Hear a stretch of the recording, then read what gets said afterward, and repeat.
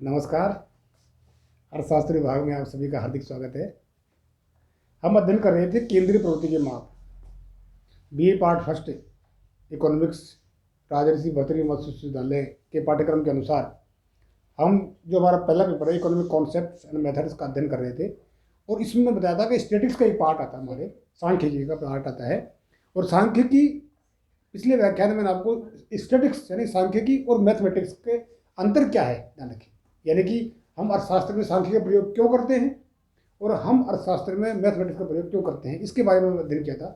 और मैंने बताया था, ध्यान रखिए, अर्थशास्त्र का मतलब यही है कि आर्थिक क्रियाओं का अध्ययन करना एवं उन क्रियाओं का अध्ययन के साथ साथ उनका समाधान प्रस्तुत करना।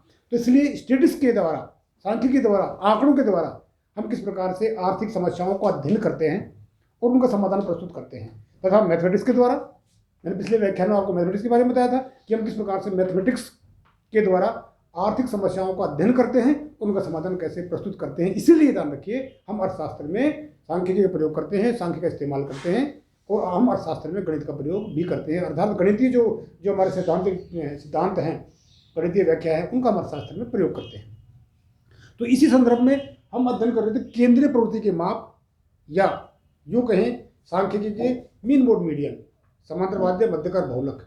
और मैंने कहा कि समांतरवाद्य, मध्यकर, बहुलक जो है, ये जो आंकड़े हैं, इन आंकड़ों का अध्ययन क्यों करते हैं? इसलिए करते हैं क्योंकि जो आंकड़ों का जो विशाल डेटा है, उस विशाल डेटा को याद रखना संभव भी नहीं है और कई बार आवश्यक भी नहीं है। जैसे मैं आपसे कहूँ कि 1000 बच्चों की मार्क्स कितने आए, ठीक है, या हम कहें कि 12th के सीबीएसई बोर्ड में जितने बच्चे हैं ऑल इंडिया के या ऑल राजस्थान के, ऑल स्टेट के, किसी भी स्टेट के बच्चों के नंबर कितने आए, तो ध्यान रखना, ये याद रखना न तो संभव है और न रखना उचित भी नहीं है। तो हम क्या याद रखते हैं? हम याद रखते हैं एवरेज, कि 12th का रिजल्ट कितने परसेंट रहा, ठीक है, यानी कि 80%, 90%। तो ये क्या है? ध्यान रखिए, ये एवरेज है। एवरेज का मतलब है मीन का मतलब है समांतर माध्य, जो हमने पिछले व्याख्यान में पढ़ा है। इसलिए हम इनका प्रयोग स्टैटिक अर्थशास्त्र में करते हैं, यानी कि विशाल समूह को जब एवरेज के रूप में समझने के लिए हम समांतर माध्य या मीन का प्रयोग करते हैं। ठीक इसी प्रकार से मध्य का अध्ययन हमने किया। मध्य का मतलब है बीच का मूल्य। किसी भी श्रेणी को चाहे एक बढ़ते हुए क्रम में या घटते हुए एक क्रम में जमाने के पश्चात जो बीच में मूल्य आता है, अरे उसे मध्य का कहते हैं। इसी संदर्भ में मैंने आपको एक एक सवाल हल करवाया था, और हम लास्ट में जब बहुलक भी अध्ययन करेंगे, इसके बाद फिर मैंने बताया था आपको कि डिफरेंट वर्गांतर के हैं, अज्ञात आवर्ती के हैं, से कम वैल्यूज के हैं, से अधिक के हैं, डिफरेंट जो उसमें गैप आता है उसके हैं। इन तमाम के कॉमन हम एग्जाम्पल लेके एक साथ अध्ययन करेंगे, जिसमें एक साथ हम समांतर माध्य, मध्यकर, बहुलक निकालेंगे। यहाँ उससे पहले हम बहुलक का अध्ययन करते हैं। देखिए, बहुलक किसे कहते हैं? जैसे नाम से देते हैं, बहुलक मोड, अर्थात वह फ्रीक्वेंसी या का वह मूल्य। कहने का मतलब है, मैं पिछले व्याख्यान में बार बार बता रहा हूँ, चाहे समांतर माध्य हो, चाहे मध्य का हो, चाहे बहुलक हो, सबका उत्तर हम जो निकालेंगे ना, वो वैल्यू में से आएगा, ध्यान रखिए, मूल्यों में से उत्तर आएगा, ना कि फ्रीक्वेंसी में से। ये हमेशा ध्यान रखिए। तो मैं जैसे बोल रहा हूँ कि बहुलक किसे कहते हैं, ध्यान रखिए, वह मूल्य, ध्यान रखिए, मैं फ्रीक्वेंसी बात नहीं करूँगा, वह मूल्य जो सबसे अधिक बार रिपीट हुए, बहुलक, यानी कि जो बहुत अधिक बार आए जो मूल्य, उसे बहुलक कहते हैं। ठीक है, जैसे फॉर एग्जाम्पल, और मैंने बताया था कि श्रेणी हमारी जो है, श्रेणी वही रहेंगी, व्यक्तिगत श्रेणी, खंडित श्रेणी और सतत श्रेणी। व्यक्तिगत श्रेणी जैसे नाम सूचित है कि जिसमें मूल्य जो हैं, जो व्यक्तिगत रूप से इंडिविजुअल दिए हुए हैं। फॉर एग्जाम्पल यहां लेता हूं मैं व्यक्तिगत श्रेणी, ठीक है, इंडिविजुअल मूल्य, इंडिविजुअल व्यक्तिगत रूप से, जैसे 2, 4, 3, 5, 4, 4, 7, ठीक है। तो देखिए, ये हमने मूल्य दे दिए जो व्यक्तिगत हम जानते हैं, इंडिविजुअल है ये मूल्य, जो दो अलग है, 4, 3, 5, 4, 4, 7, ठीक है। हमने इसका, मैंने कहा कि जो श्रेणियाँ थी, हमने समांतर माध्यम पढ़ा, वही हमने मध्य का पढ़ा, वही बहुलक में पढ़ा। श्रेणियों का मतलब क्या है? आंकड़े। श्रेणी का मतलब क्या होता है? कि श्रेणी का मतलब है कि हम आंकड़े जो हमारे हैं, जो कैसे कैसे लिख सकते हैं, कैसे कैसे हम बता सकते हैं, जिनका हम बहुलक निकालें, चाहे समांतर माध्य निकालें, चाहे मध्य का निकालें, आंकड़े कैसे कैसे हम दिखा सकते हैं। तो आंकड़े हम व्यक्तिगत रूप से दिखा सकते हैं, जो इंडिविजुअल हो गए, ठीक है। इसका बहुलक क्या हो गया?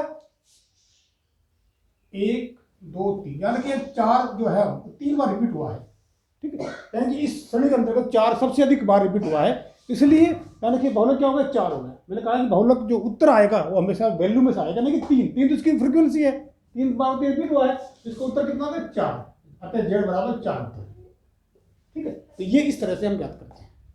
इसके बाद दूसरी हमारी श्रेणी आती है खंडित श्रेणी नाम की। खंडित सरणी, यानी कि खंडित सरणी का मतलब है कि यानी कि खंडित सरणी भी एक तरह की व्यक्तिगत सरणी ही है, लेकिन व्यक्तिगत सरणी के अंतर्गत जब मूल्य एक से अधिक बार रिपीट हो जाते हैं तो हम उसको सुविधा के रूप में, मैंने कहा आंकड़े हैं यहाँ पर, और आंकड़ों का काम ही क्या है कि हम उसको सुविधा के रूप में प्रस्तुत करना है।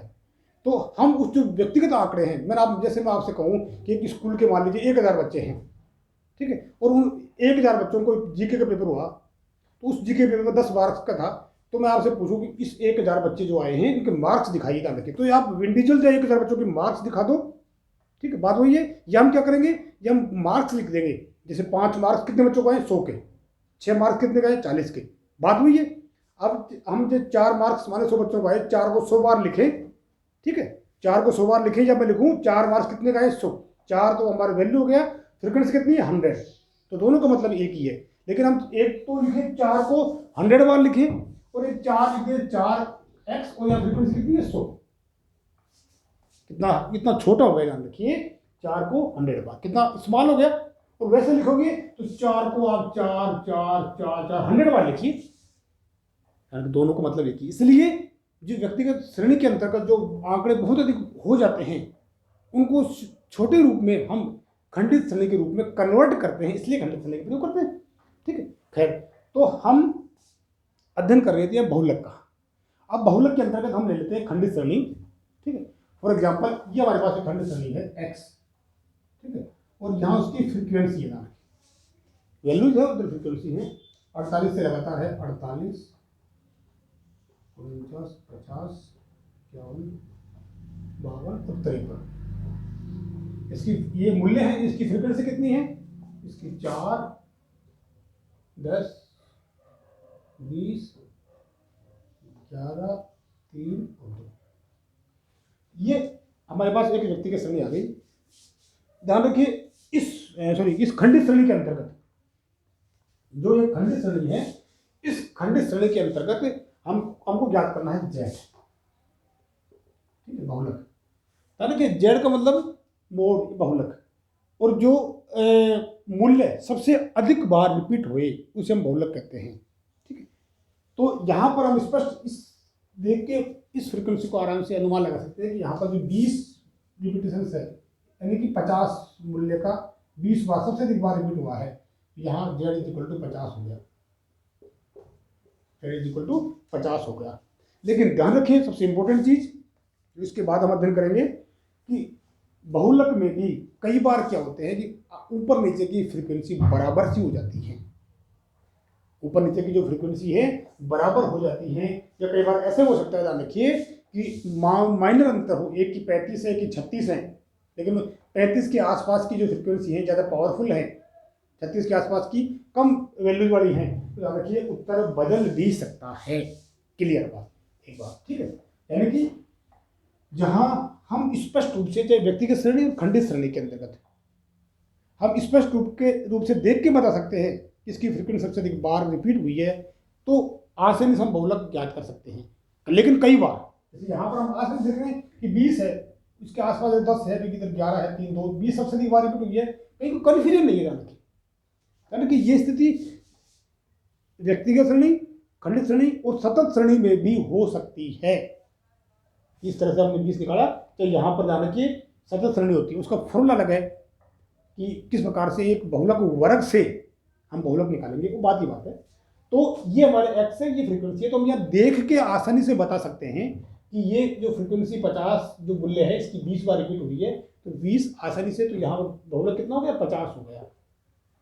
लेकिन ध्यान रखिए, मैंने बताया आपको कि कई बार ऊपर नीचे की जो फ्रीक्वेंसी है या जो वैल्यूज है वो उनकी फ्रीक्वेंसी बराबर की पावरफुल होती हैं, या तो भी सेम हो, या कुल मिलाकर इन शॉर्ट में कहूँ कि हमको जज करने में दिक्कत आ रही है, यानी कि हम उसको देख के नहीं बता सकते किसकी फ्रीक्वेंसी कितनी है, किसकी ज़्यादा पावरफुल है, यानी कि कौन सा बहुलक है, ये हम देखते ही नहीं बता सकते।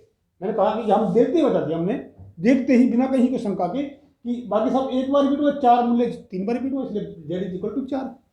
इस खंडित श्रेणी को हम देखते ही बता दिया कि यहाँ पर 50 की फ्रीक्वेंसी जो 20 है सबसे अधिक बार है, बाकी ऊपर नीचे बहुत कम है, तो हम देखते ही बता दिया कि यहाँ बहुलक 50 हो गया, ठीक है। तो इस प्रकार से हम आसानी से बहुलक याद कर सकते हैं। लेकिन मैंने बताया कि कई बार हम चाहे हालांकि खंडित श्रेणी हो, और हालांकि सतत श्रेणी में तो हम उसका प्रयोग अवश्य ही करेंगे, लेकिन खंडित श्रेणी में भी कई बार जब हमको कन्फ्यूजन हो, दिक्कत हो, तो हम विश्लेषण तालिका, बहुत इंपॉर्टेंट है ध्यान रखिए कि विश्लेषण तालिका आएगी, उस विश्लेषण तालिका की सहायता से हम आसानी से बहुलक वर्ग ज्ञात कर सकते हैं। ध्यान रखिए, उस विश्लेषण तालिका के आधार पर हम आसानी से बहुलक वर्ग ज्ञात कर सकते हैं, और बहुलक वर्ग के बाद में हमारे पास एक फॉर्मूला है बहुलक निकालने का, उस फॉर्मूले के आधार पर हम कौन सा बहुलक है वो आसानी से ज्ञात कर सकते हैं। तो इसलिए ध्यान रखिए, जहां भी इसमें कन्फ्यूजन हो, जहां हमको दिक्कत हो, चाहे खंडित श्रेणी हो चाहे सतत श्रेणी हो, ठीक है, तो पहले हम बहुलक वर्ग निकालने के लिए विश्लेषण तालिका का प्रयोग करते हैं। और विश्लेषण तालिका कैसे निकालते हैं ये हम देखते हैं। ठीक, उदाहरण इसके बाद मैंने कहा कि जब कई बार क्या होता है कि विश्लेषण तालिका से भी दो के मूल्य समान आ जाते हैं, यानी कि दो मूल्यों की जो फ्रीक्वेंसी है जो समान आ जाती है, तो हम क्या करेंगे। तमाम तरह के जो सवाल है, ध्यान रखिए, मैंने कहा आपको बार बार कह रहा हूँ, तमाम तरह के जो सवाल है, जो कठिन सवाल हैं, जिनका कॉमन हम उत्तर निकालते हैं समांतर माध्य मध्यकर बहुलक, इन सभी को हम डिटेल से आसानी से हम आगे के जो हमारे व्याख्यान होंगे उसमें डिटेल से पढ़ेंगे। और तमाम तरह के जो सवाल हैं, जो कन्फ्यूजन एंड डाउट्स हैं, जो आपके लगता है कि ऐसे सवाल मैं आपको बताऊंगा कि इस तरह के सवाल आपके आ सकते हैं, और उन सवालों को कैसे हम सोल्व करेंगे, तो बिल्कुल आसान तरीके से हम उसको डिटेल से अध्ययन करेंगे। ठीक है, थैंक यू, धन्यवाद।